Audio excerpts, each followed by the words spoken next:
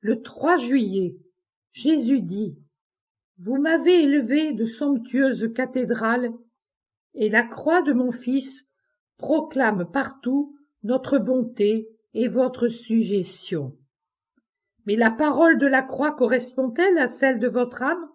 Même sur la tombe des pharaons de l'Antiquité, des histoires sont inscrites qui proclament leur éternité et la fidélité de leurs sujets. Mais à quoi servent-elles? Les rois dont il est dit « Vous êtes immortels » sont bien morts, et il en est autant de leurs sujets.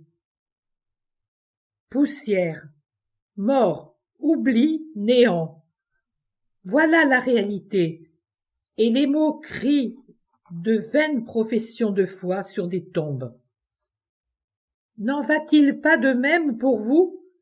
Que sont vos temples s'ils ne sont rendus vivants par un véritable amour de votre part? Peuvent-ils me suffire, être dignes de moi? Il est dit, le Très-Haut n'habite pas dans les temples faits de mains d'hommes. Ceci était dit du temple de Salomon, le plus somptueux édifice que la main de l'homme m'ait élevé. Désormais, mon Fils vit en toute Église grâce à son infinie bonté de Rédempteur et d'ami. Mais moi, qui suis le Père, ainsi que l'Esprit Paraclet, où pouvons-nous établir notre demeure? Notre temple n'est pas fait de main d'homme, mais créé par ma puissance. C'est votre âme. Or, quelles sont rares les âmes dans lesquelles le Père, le Fils et l'Esprit Saint réunis peuvent trouver leur demeure comme en un cénacle tout orné et s'y reposer. Et tout comme l'union des trois personnes a opéré et opère encore tous les prodiges de la création et les miracles de l'amour, ainsi notre demeure dans une âme qui nous accueille opère-t-elle des miracles dont l'ampleur sera connue dans l'autre vie. Le monde sera ébahi quand il les connaîtra.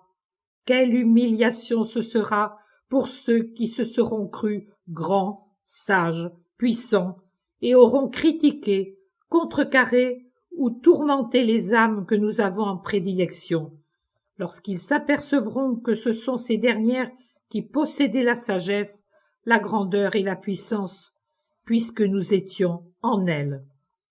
Je le répète, le Très-Haut n'habite pas dans les temples humains, il fait sa demeure dans l'âme de son enfant fidèle.